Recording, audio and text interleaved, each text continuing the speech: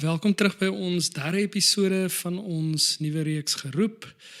'n reeks waaroor ons opgewonde is om te kyk wat die Here doen. Ons het verlede keer gevra, Here, na wie stuur U my? Maar 'n mens kan maklik jou eie voorkeure met God se stem verwar. So Rupert, wat hou geroepe voete op koers? Wel, die woord van God. Nie as 'n versameling losversies nie, maar as die groot verhaal waardeur God sy mense vorm. In 2 Konings 22 lees ons dat die wetboek ironies genoeg in die tempel was, maar dit het nie meer die volk se lewe bepaal nie. Ja, dis 'n ongemaklike beeld vir gemeente, want ons kan Bybels besit, tekste aanhaal en steeds deur ander stories gevorm word. En ek dink dit is tog iets wat ons vergeet, want ons stories van sukses, selfbeskerming, verbruikstatus of vrees, dit vorm ons ook.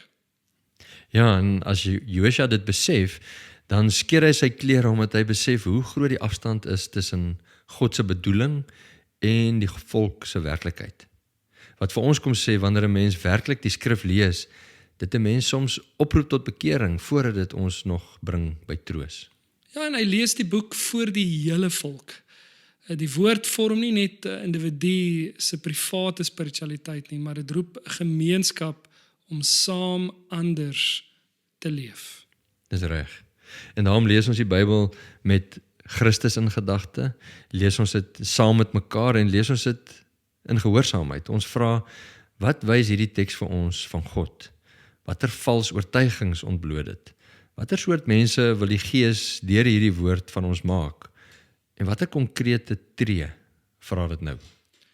Vir kinders kan dit beteken om 'n Bybelverhaal uit te speel, vir jong mense om te vra watter boodskappe of sosiale media teen God se waarheid bots, vir volwassenes en seniors om dalk te ondersoek watter gewoontes, besluite of vooroordele deur die woord herskik moet word. So hierdie week, gaan lees 'n bietjie stadig die woord en eindig met een sin. Omdat God so is, sal ek vandag. Maar die woord wil nie net spore in ons gedagtes trek nie. Dit vra soms dat ons teen 'n gevaarlike stroom ook instap.